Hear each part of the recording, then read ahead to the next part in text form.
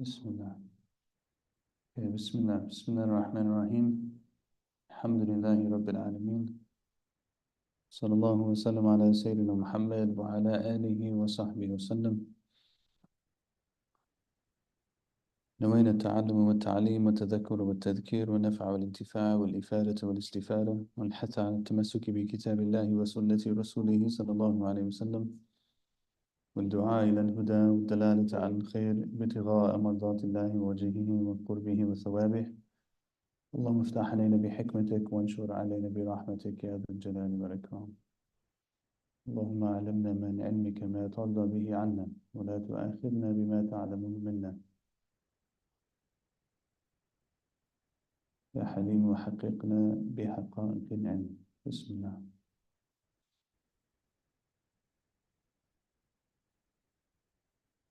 So, where did we leave off?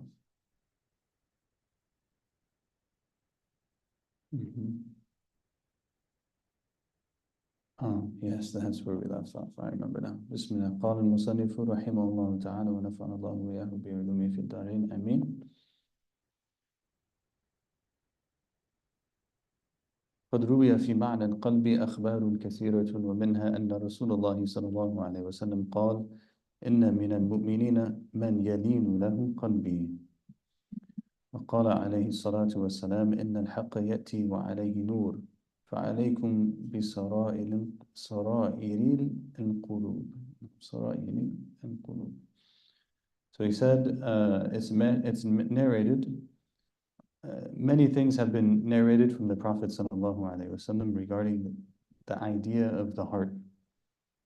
Among them is the saying of the Prophet ﷺ, from the believers there are those who my heart becomes soft towards them. Yeah, it's hard to translate, it's bad translation. It's like basically my heart is at ease with them. From the believers are those whom my heart is at ease with them. And he said, sallallahu alaihi wasallam, truth comes and upon it there is light. So make sure to take heed as to the matters like the subtleties of the hearts.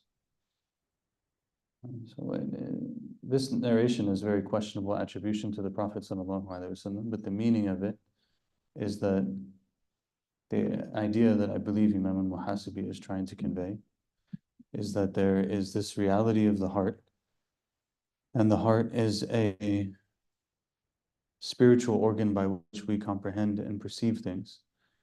And in order to purify it, in order for it to be in a good place, we have to pay attention to its subtleties. And we have to find like its moments of arrogance, its moments of its issues, the heart's issues. And if we don't take care of those issues that are in the heart, then its capacity to see truth will be limited. And the heart will become overwhelmed in a sense by darkness rather than light. So what he's trying to say, I believe, is that we pay attention to this because when something that's true comes to us, it comes and there's light upon it. Okay? But if we don't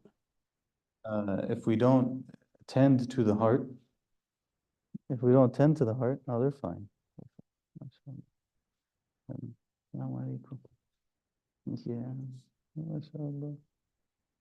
If we don't tend to the heart, then when those things come and they have truth upon them, then we won't be able to see it, because the heart will be covered with darkness, and that darkness will make it so that we can't recognize the light that's on that thing that's true.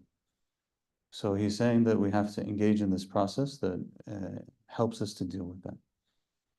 وقال ابن مسعود رضي الله عنه: للقلوب شهوة وإقبال وفترة وإدبار، فاغتنموها عند شهوتها وإقبالها وذروها عند فترتها وإدبارها. So Ibn Mas'ud radiallahu anhu, of course we know Ibn Mas'ud is Abdullah Ibn Mas'ud, the great companion of the Prophet sallallahu alaihi wasallam, from the early converts of Islam. You remember Ibn Mas'ud's his first incident with the Prophet sallallahu alaihi wasallam? Amazing incident, right? That Ibn Mas'ud is he was a shepherd, and he didn't come from like a powerful family or something like that. He was a shepherd, and he had these sheep, and he's out in the outside of the city, and all of a sudden, in the distance, he sees these two old men coming towards him.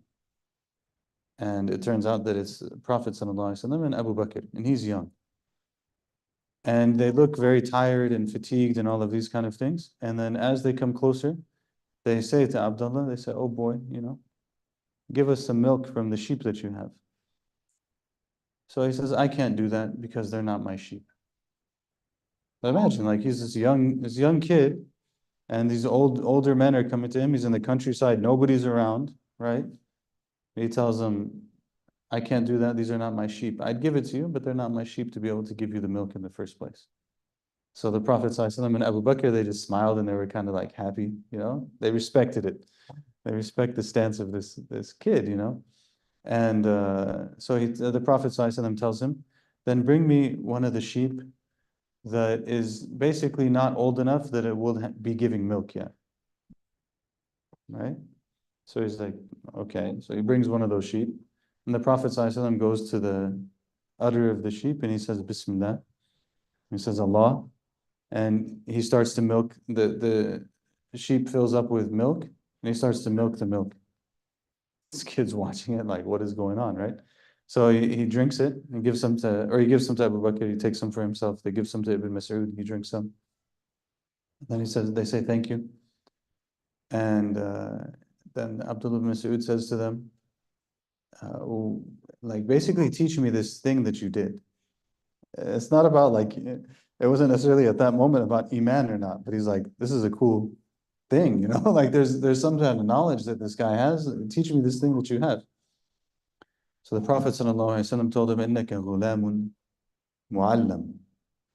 He told him basically, you are a learned kid. Basically, you're a learned boy. And that was the end of the interaction. But that put in his heart this idea of he wants to know about Islam. He became a Muslim. And anyway, so Abdullah ibn Mas'ud is with the Prophet ﷺ from very early on. And in all of the situations that happen, he's growing up on the hands of the Prophet ﷺ, and he stays with him his whole life.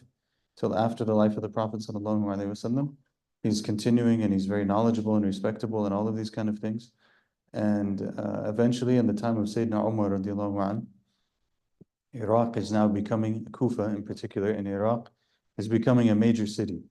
A lot of people are settling there, Muslims are there, big situation there, right? So they need someone to teach them. And Sayyidina Umar radiallahu anhu, he sends Abdullah ibn Mas'ud and he tells them,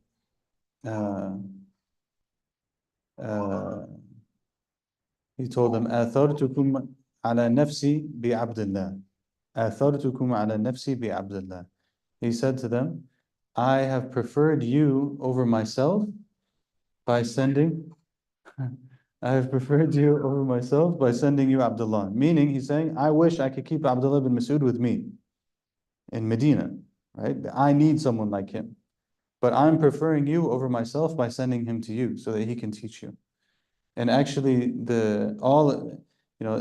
Kufa becomes in the time of, right after this, becomes basically the center of learning for the early period of Islam.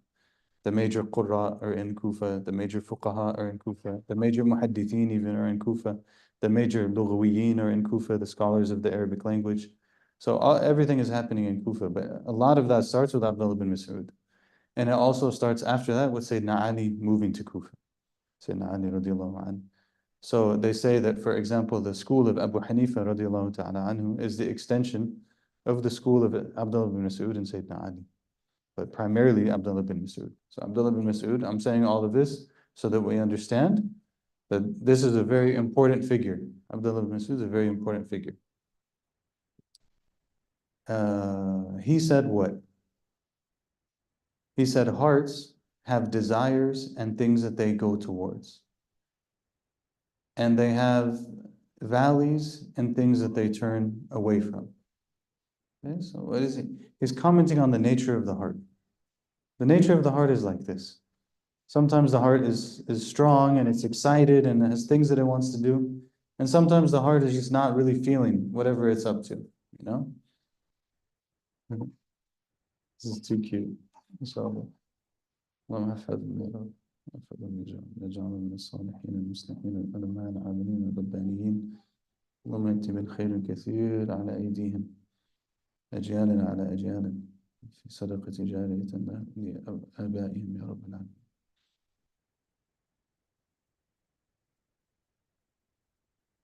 So the heart sometimes is into things, sometimes it's not into things. So Ibn Mas'ud, he said, فَاغْتَنِمُوهَا عِنْدَ شَهْوَتِهَا وَإِقْبَالِهَا وَذَرُوهَا عِنْدَ فَتْرَتِهَا وَإِدْبَارِهَا.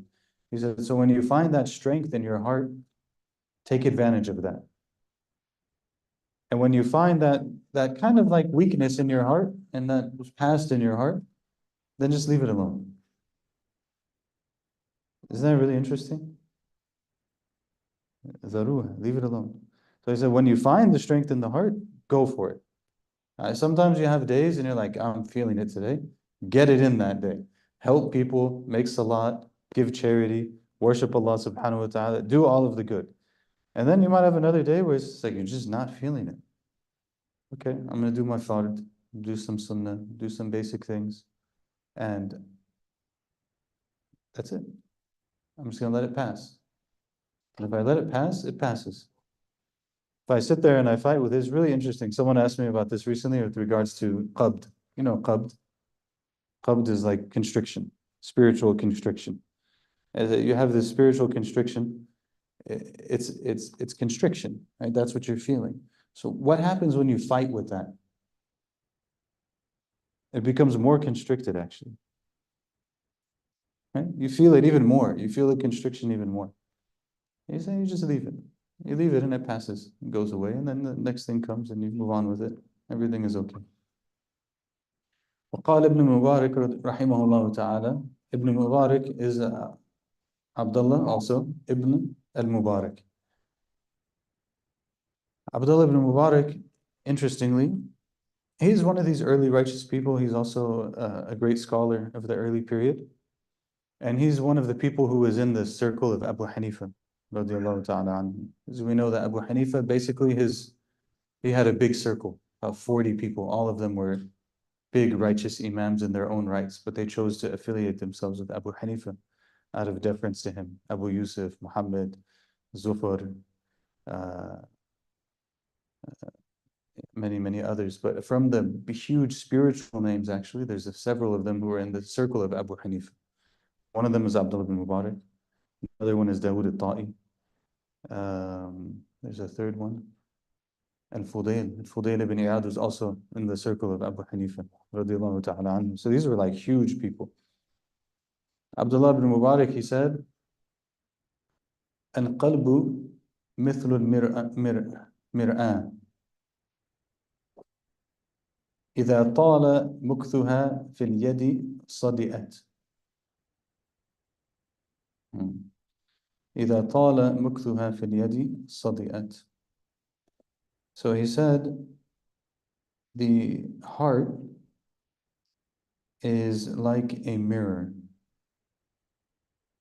If you leave it too long in your, if you leave it in your heart for too long, then it becomes rusted.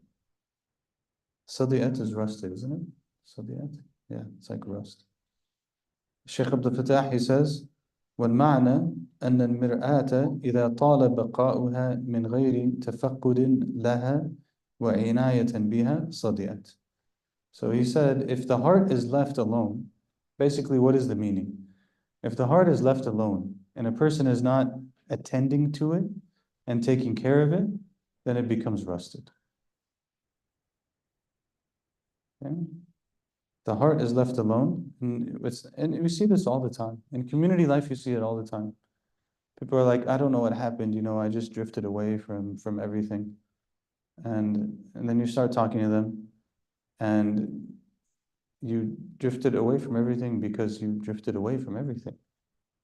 You stopped coming to anything, you didn't go to anything, you didn't listen to anyone, you didn't benefit from anything, you didn't come together with people to pray together, to worship together, to do good together. None of those things were happening. So of course, the heart was left alone. The heart, if it's Prophet sallallahu alaihi wasallam said that the heart is like basically like a cloth almost. Like if it's just left, it will wear down. But you have to renew it. He said you have to renew it by saying La ilaha illallah. The person, we have to renew our hearts, we have to take care of our hearts, we have to be engaged in this. Otherwise you leave it and it will become rusted, it will become difficult. It won't be able to function in the same way. Again, we don't understand this because our mirrors are not the same. But in the old books, they always use this terminology. Our mirrors, they don't get rusted. They don't, for the most part, they don't really like get muddy, unclear. But old mirrors were like that. You had to polish them all the time. If you're not polishing it all the time, it gets this residue on it. And the residue makes it so that you can no longer see the reflection clearly. So they would always use this in the old books for the matters of the heart. If the heart is left, it has to always be polished. It has to always be polished. You hear that phrase, polishing the heart. Some people, they probably hear it, they don't understand what's happening. Like, what does this even mean? Polishing the mirror of the heart. Right? You're like, I don't polish my mirror. We use some Windex, we wipe it down, we're good to go. What is this polishing? But they would have to actually like sit and rub the mirror and polish it in order to make it so that you can see properly. So the idea here is this analogy with the heart. And the positive thing about this that we should know and we should have good opinion in Allah subhanahu wa ta'ala about is that if I do polish the heart and I do put the work into the heart will improve. It's made for that. It will get better. It will improve. It will. Sometimes it seems impossible. We look at ourselves and it seems impossible. Like, I don't know, I don't think I can get past this. I've been dealing with this thing for a long time and it's just not going away. But subhanAllah, things do actually, they do change, subhanAllah. وَكَالدَّابَّةِ إِذَا غَفَلَ عَنْهَا صَاحِبُهَا نُزِلَتْ. And it's like the animal that if it is neglected, if the animal is neglected by its owner, then it will become weak. Huzilat da'ufat means da'ufat. It means that the animal will become weak. They neglected it. Okay, well, if you neglect it, it gives out on you. Everything's the same. Our knowledge gives out on us if we neglect it. Our bodies give out on us if we neglect it. Our hearts give out on us if we neglect them. And what is it that feeds the hearts is following the way of the Prophet sallallahu alaihi wasallam, knowing Allah subhanahu wa ta'ala, worshipping Allah subhanahu wa ta'ala, making dhikr, so on. وقال بعض الحكماء مثل القلب مثل بيت له 6 أبواب ثم قيل لك احذر أن لا يدخل عليك من أحد الأبواب شيء فيفسد عليك البيت فالقلب هو البيت والأبواب اللسان والبصر والسمع والشم واليدان والرجلان فمتى انفتح باب من هذه الأبواب بغير علم ضاع البيت. Some of the people of wisdom, they said, the example of the heart is like the example of a home that has 6 doors. It's a home that has 6 doors to enter from, right? Not the internal doors, the external doors. 6 external doors. Again, cue the 500 times we've made a comment on Islamic architecture and architecture of homes and entryways and all this stuff. You just cue it.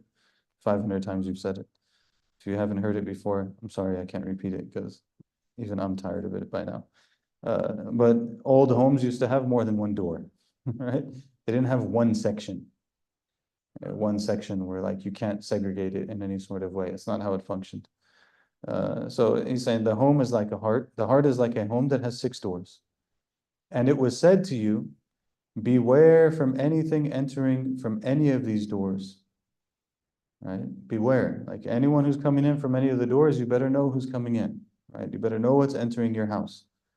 Because if you allow that to happen, then your house will be destroyed.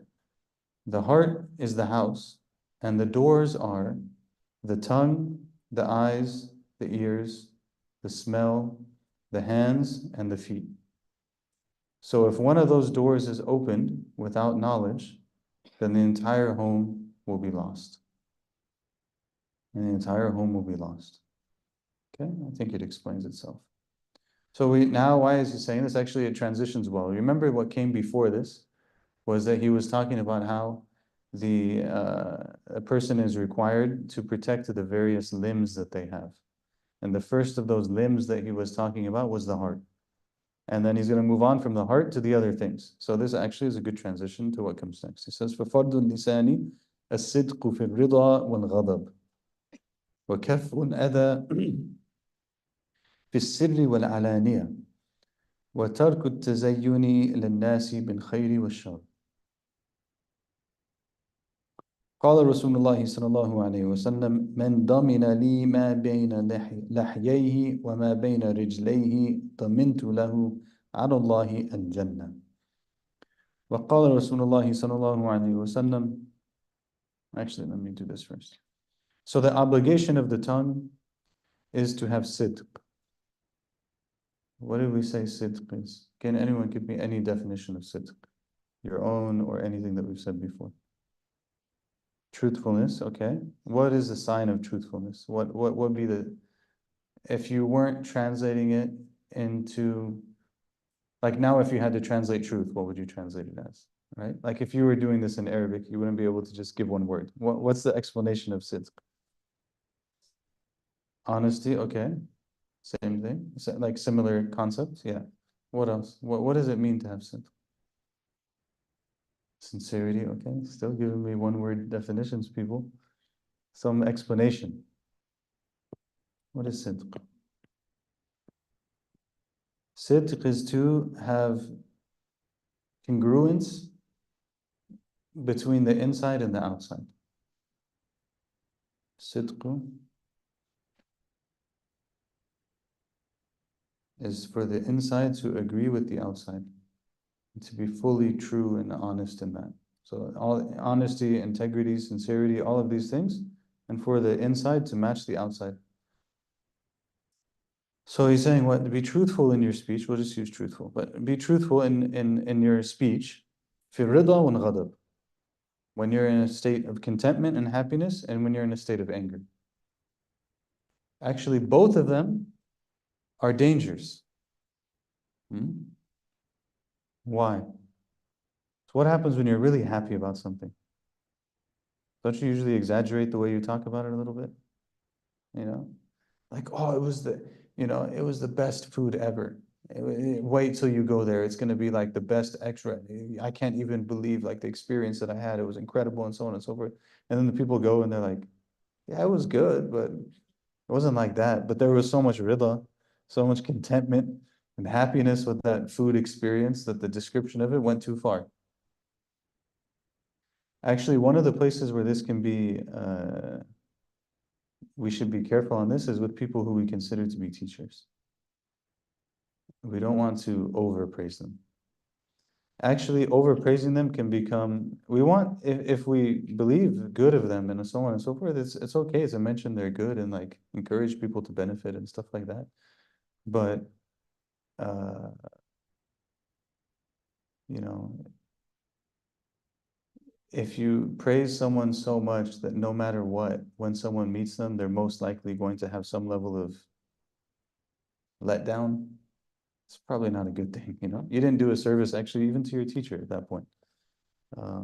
And if they're so great, then you can say a little bit, but leave some things unsaid and let people experience themselves, right? May Allah forgive us sometimes, you know, out of love, sometimes we exaggerate, or out of rida.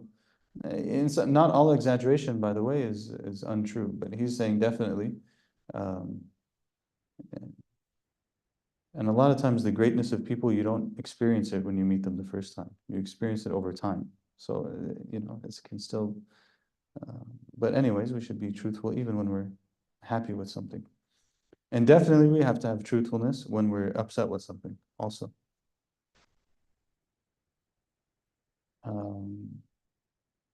Imam Hassan al-Banna, rahimahullah, had something about this in his advices. Something along the lines of like, don't let the good of a person Make it so that you're unable to recognize if they do something wrong. And don't let the bad of a person make it so that you can't recognize if they do something right and that they have good in them. And so both of these are kind of like we have to maintain that balance of sidq. وَكَفُّ الْأَذَى also is from the obligations of the tongue. كَفُّ الْأَذَى فِي السِّرِّ وَالْعَلَانِ. MashaAllah, his expressions are really incredible. He says to to abstain from harm in secret and in the open. In secret and in the open. So sometimes what does it mean? Sometimes we're having a private conversation, one person. Sometimes we're even talking to ourselves. It's not exactly what he's talking about here, but talking maybe one person. And then there's public things. Both cases we shouldn't be speaking in ways that are harmful towards others, right? So to refrain from that harm in public and in private. It's probably the best way to, in public and in private. وَتَرْكُ التَّزَيُّنِ لِلنَّاسِ بِالْخَيْرِ وَالشَّرِّ. And leaving off embellishing speech in that which is good and that which is bad. So again, like there's a normal way to speak, and then there's like an excessively manipulative way to speak. You know, when someone knows exactly like when to go up and when to go down and which word to use, and then it just becomes like, this is a tazayyun fil kalam. They're beautifying their speech so much so for something good or for something bad. And that can be, that there's a point at which that's reasonable, obviously, like you want to convey what you're trying to convey in a way that is effective and so on. And there's a point at which it becomes actually not appropriate. And I think we've talked about this before. Actually, one of our teachers in AUC, in the American University in Cairo, he's the one that really messed us up in a good way, maybe on this issue. But he was obsessed with this point. And anything we would read, anytime there was anything in it that was like, look, why did he say that? It didn't actually have to do with the point. It's just to try to like convince you, even though it's not the issue, you know? He would get upset about it. Hafidhullah. And the Prophet ﷺ said, whoever can guarantee for me that which is between their two jawbones, this is the statement, okay? It's a little bit direct. Sometimes one of the I'll give you an example, maybe it will help people understand. Have you ever had a relative who, let's go with right now in the context of people who are pretty much native English speakers, okay? You ever had a relative who said something you really cannot say in the English language and they didn't think it was a big deal? Like you're just talking with them and then they like drop the F word and you're like, whoa, like we can't just use that, you know? And they're like, why? You know, and they don't understand like the gravity of what they're saying because it's their second language, right? And then across languages, we do this all the time. Okay, so my point is to say that across languages, sometimes it can go both ways. Sometimes we don't understand like sometimes we read something in Arabic, for example, and to us, we read it in Arabic, we're like, whoa, that's really like a very blunt way of saying something. But we can know from the life of the Prophet ﷺ that whatever expression he's using was not understood for them to be like any sort of way that was not appropriate or something, right? So what does the statement say? It says, whoever guarantees for me that which is between their two jawbones and between their two legs, I guarantee for them Jannah.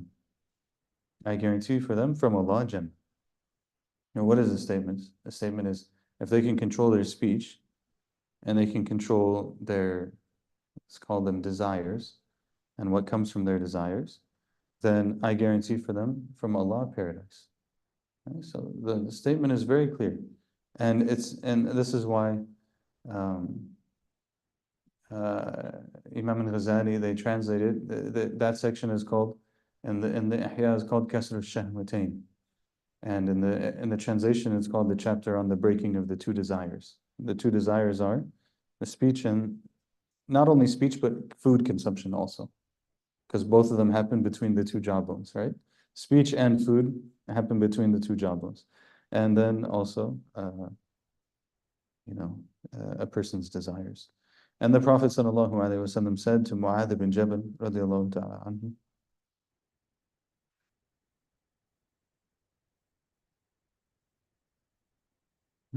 I didn't stop for that. I'm just thinking about something.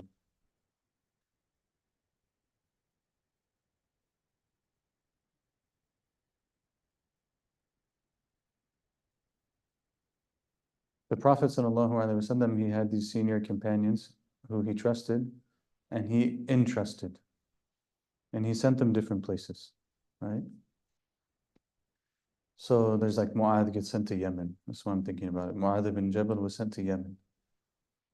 Mu'adh ibn Jabal goes to Yemen. He's been entrusted to teach the people Islam. He represents the Prophet ﷺ, but he's not the Prophet ﷺ. And he's calling people to the Prophet ﷺ. And everything that he has, insofar as he can, he will give directly from the Prophet ﷺ.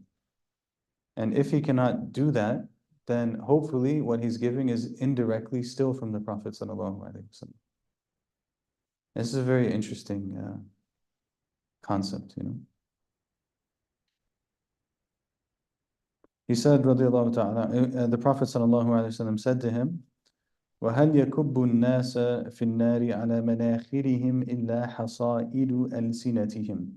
He said, are people thrown into the fire on their faces by anything like they are from the harvest of their tongues? Harvest of their tongues. It's the actual expression. That basically every time we speak, we're planting something. And eventually we reap the harvest of what we planted. The ultimate harvest is in the hereafter. So he's saying to him, the biggest thing that gets people in that situation is that they end up, the things that they say. Because that's from the long hadith where the Prophet ﷺ mentioned all these different things.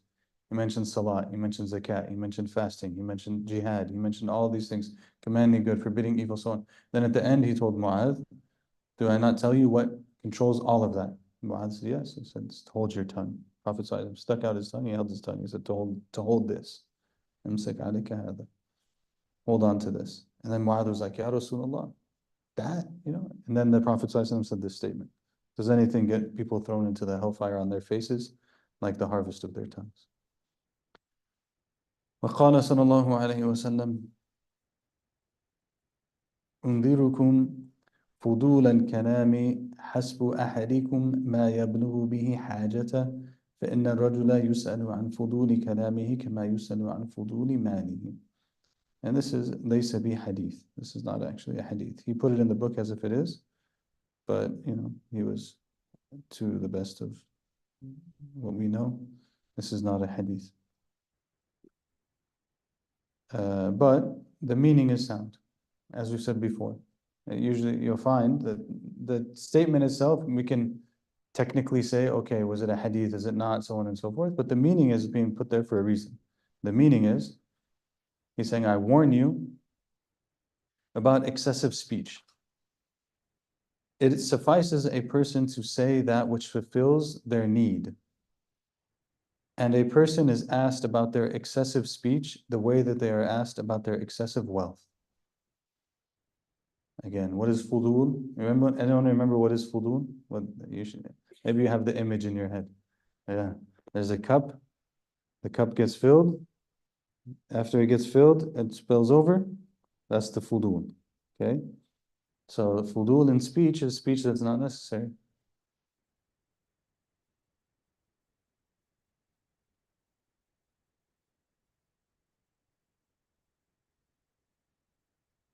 It's extremely rare to find people who are good at this, actually.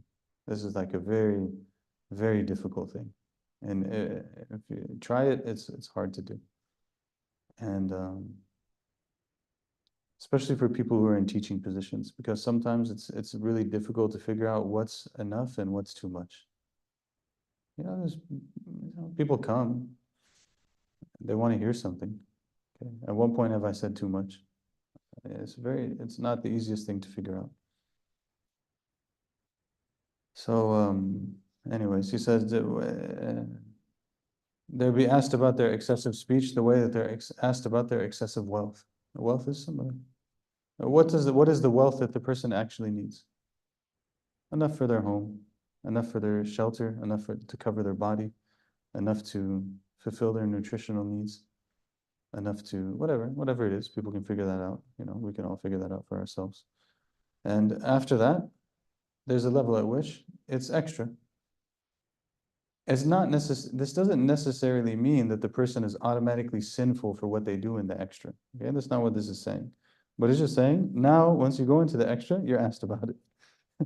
So I could say more than I need to say, and there's no sin in it. But now is going to be like you're going to be asked about it now. Now it's into the realm of, may Allah help us. I don't know why I'm smiling. That's actually extremely scary.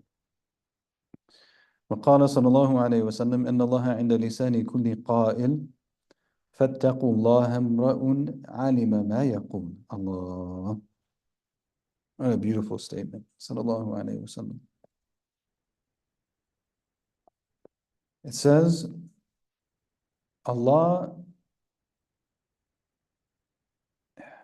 of course, Allah isn't defined by place, isn't defined by time, isn't defined by any of these things, right? So just understand that it says Allah is عند لسان كل قائل, means He's like with the tongue of every person who speaks. Okay? If you were to just interpret this for the sake of simplicity, it means basically every single time someone opens their mouth, Allah's knowledge encompasses whatever is coming out of their mouth, right? And then he says, فَاتَّقُوا اللَّهَ إِمْرَؤٌ. Okay, you have to make sure you get the grammar right on this one, because Arabs, usually modern Arabs, they just go by the order of the sentence, so they get confused.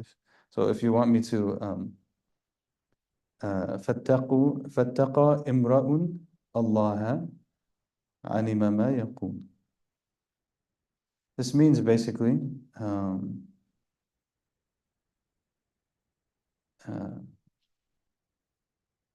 so let the person fear Allah in what they say. Is that what that means? I have a note here, but I'm not really sure that that's what that means.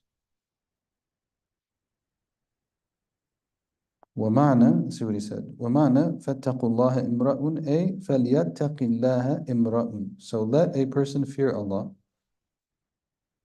فاتقى فعل ماض بمعنى فعل الأمر. Yeah.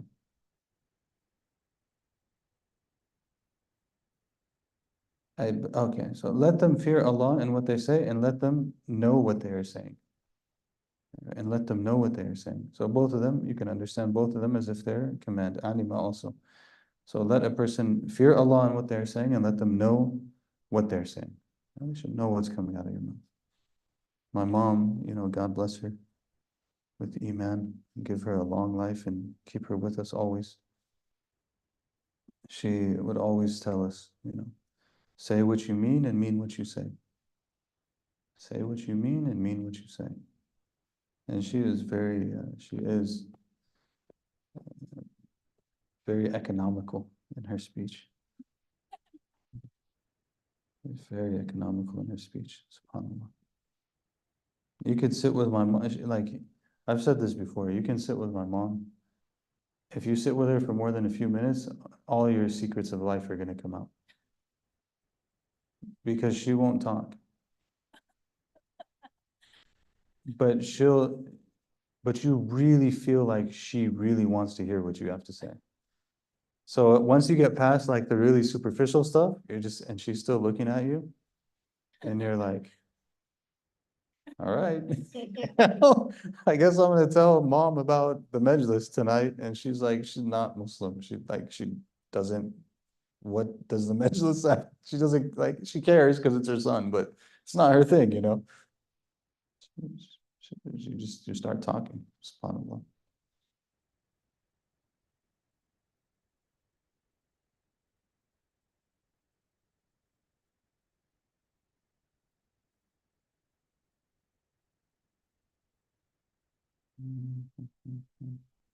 It's time to stop yet, because when I think about my mom, I get kind of emotional. I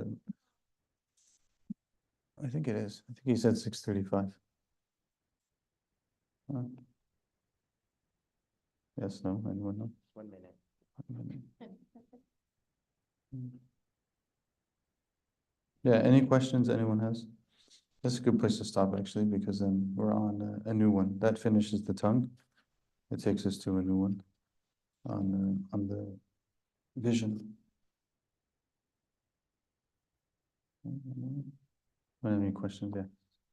So, أيها المختار. It's a strange question that had so much stuff. Did everybody care about the psychology subset?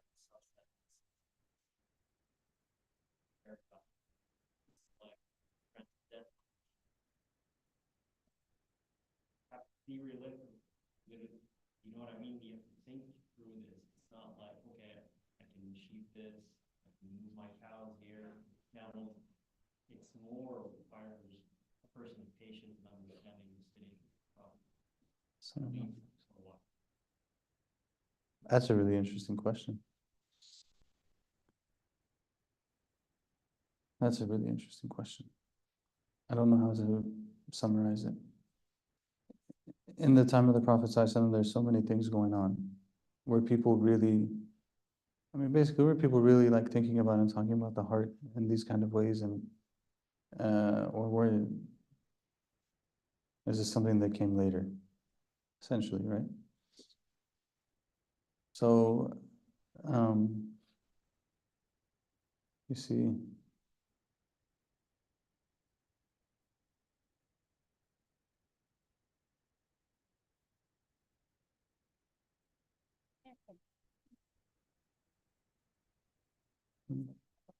yeah, yeah.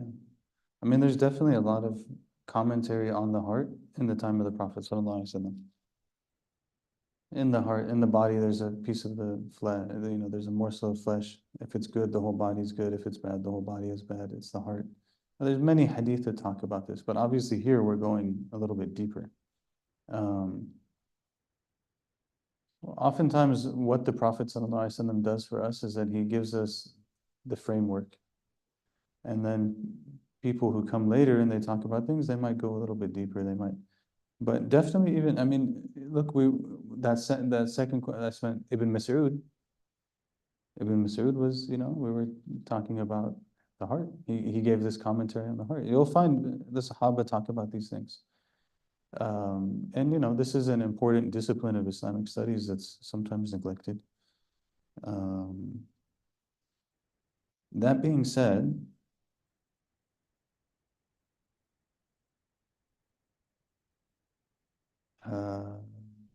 the heart is a very interesting thing because it learns in a different way than the mind. So what am I trying to say?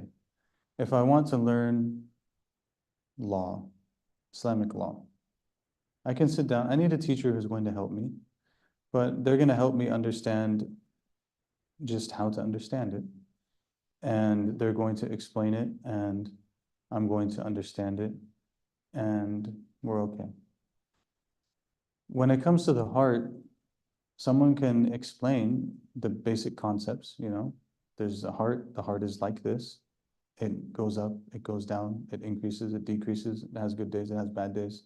You're supposed to be patient, you're supposed to be grateful, you're supposed to do these things, and you're supposed to avoid these things. You can explain all of those kind of things, but they don't take the person to a realization of those things. The realization of those things requires a level of what they would refer to as experiential knowledge. It's not theoretical. The theoretical is just so that we can stand at the door. The goal is actually to go in the house, right? That being said, because the goal is actually to go in the house, if you have a person who knows that house, they can just take your hand and put you in the house. You don't have to be held at the door. Why am I saying all of this? Because maybe in the time of the Prophet ﷺ, they don't have to think about, not everyone has to think about these things in the same way. Not everyone has to understand them in the same way, and so on and so forth, and have all of these details and everything else. Why? Because just them being with the Prophet ﷺ automatically enters them into the house and has a major, so there's certain, and one of the things that you see in Islamic studies and people believe, Imam Al-Muhasibi is one of these people, that is actually also from the sunnah of the Prophet ﷺ, and there are people who have that sunnah of the Prophet ﷺ, and so someone could spend time with them, and maybe if you were to sit with them and ask them, all the details of all these things, they wouldn't be able to explain it to you. But if you dealt with them, you'd understand that their heart has all of those things. So the heart is fascinating in that way, And I think that the people who are around the Prophet ﷺ, maybe they didn't have the need to go into these things in so much detail and everything else, most of them, because they just sit with the Prophet ﷺ and all of it would be taken care of. Obviously, they put some work in. It's not like a magic potion or something, but they believe in the Prophet ﷺ. They do their salat, they do their obligations, they do all of these things that they're doing, and that's sufficient for them. It rectifies them. So, yeah, I need some thoughts on it. It's a good, interesting question. Yes. In terms of excessive speech, we know that saying something bad about somebody that's true is a form of backbiting. Let's say your intention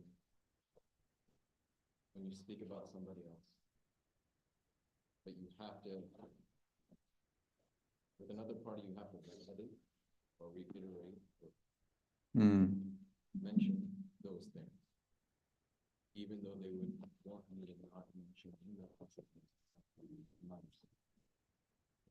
To do damage control without your permission,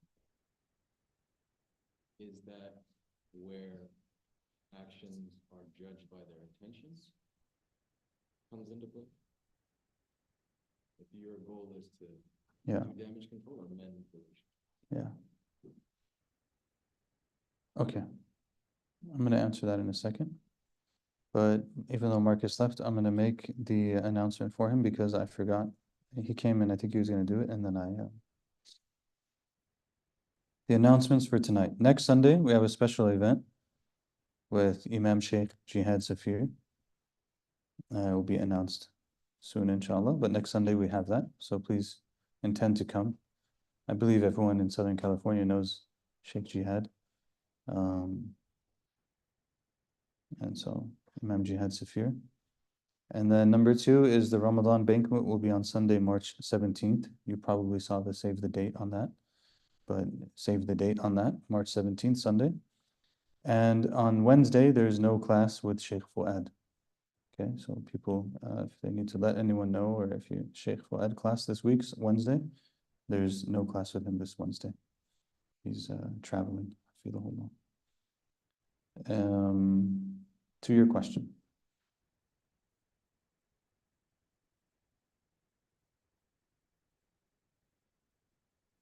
So we start by defining something. And then the second step afterwards is to know its ruling. Okay?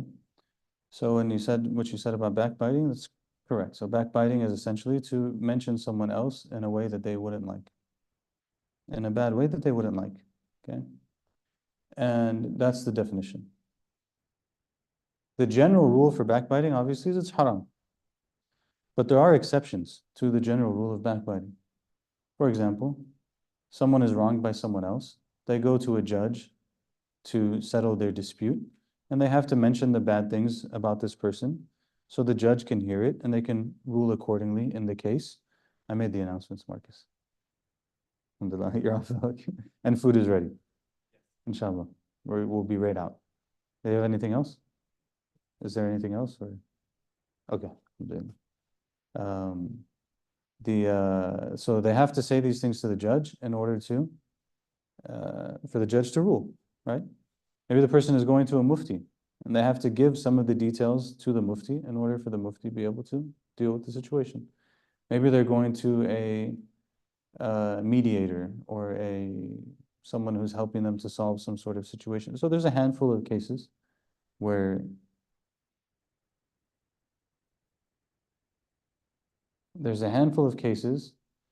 that are considered to be necessities.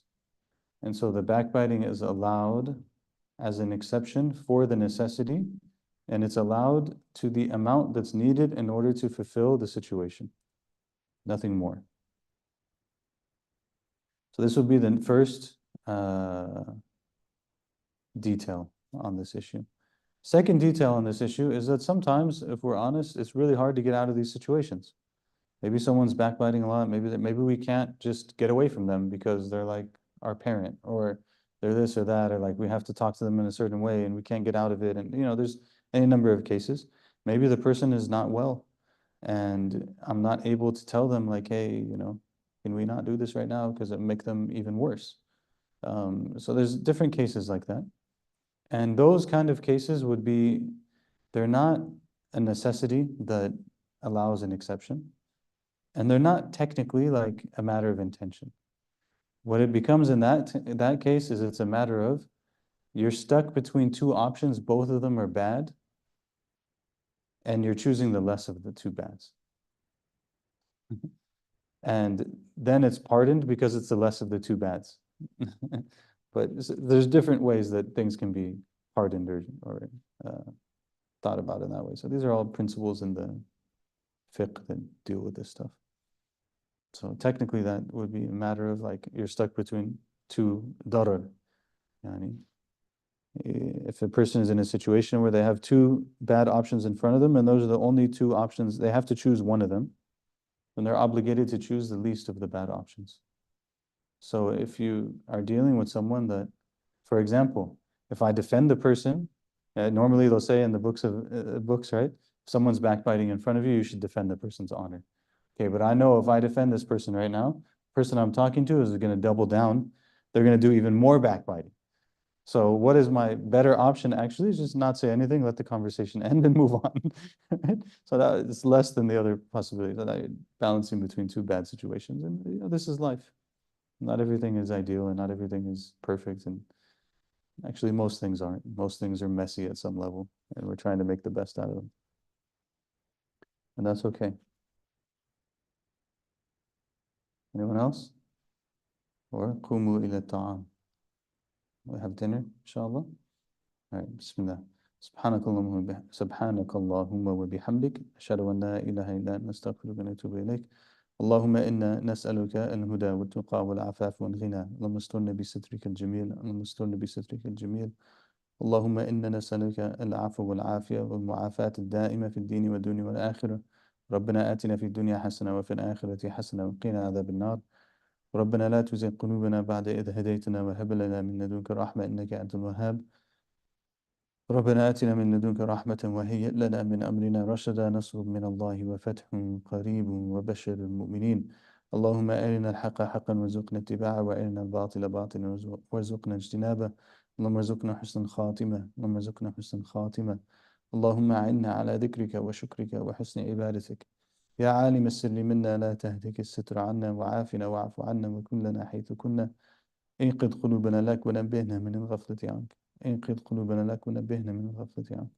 اللهم اجعل آخر كلامنا لا إله إلا الله محمد رسول الله صلى الله عليه وسلم. إن الله وملائكته يصلون على النبي يا أيها الذين آمنوا صلوا عليه وسلموا تسليما.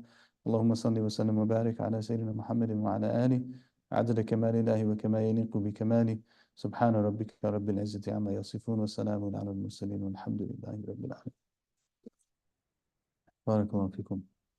Please enjoy dinner.